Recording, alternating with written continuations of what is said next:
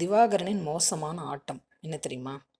கிருபாகரன் சொல்றாரு, இந்துவை நடு ரோட்டுக்கு கொண்டு வந்துட்டாலும் இன்னும் மனசு அமைதியாவே ஆக மாட்டேங்குதுடா அப்படின்னு. அவளை கண்டிப்பாக ஏதாவது பண்ணிடலாம்ல அப்படின்னு திவாகரன் சொல்றாரு. இந்துவை கர்நாட்டை பிரித்து அந்த இடத்துக்கு தான் வரணும்னு புவனா ஏற்கனவே ஒரு சீப்பான பிளான் போட்டு வைக்கிறாங்க. அது வேற ஒன்றும் இல்லை. இந்து கிருபாகரன் வீட்டிலேருந்து போகும்போது 50 பவுன் நகையை திருடிட்டு போயிட்டாங்க அப்படின்னு ஐடியா கொடுக்குறாங்க திவாகரனுக்கு. திவாகரன் உடனே நல்ல ஐடியா அப்படின்னு சொல்லிட்டு ஃபோன்லேயே போலீஸ் கம்ப்ளைண்ட் பண்ணுறாரு. இன்ஸ்பெக்டர் உடனே டீட்டெயில்ஸ் எல்லாம் வாங்கிட்டு வேலையை முடிச்சுட்டு நான் உங்களுக்கு சொல்கிறேன் அப்படின்ட்டு பாண்டி வீட்டுக்கு போகிறாங்க. விசாரிக்கிறாங்க யார் இந்து யார் பாலுன்னு. உடனே அரெஸ்ட் பண்ணுறாங்க, பாண்டியையும் சேர்த்து. செல்வி அப்போ தான் அங்கே வந்திருக்காங்க. இந்து செல்விகிட்ட சொல்கிறாங்க, பாஸ்கரை இன்ஃபார்ம் பண்ணிவிடு, என்னென்ன செய்யணுன்றது அவனுக்கு தெரியும் அப்படின்ட்டு. இவ்வளோ நடக்குது.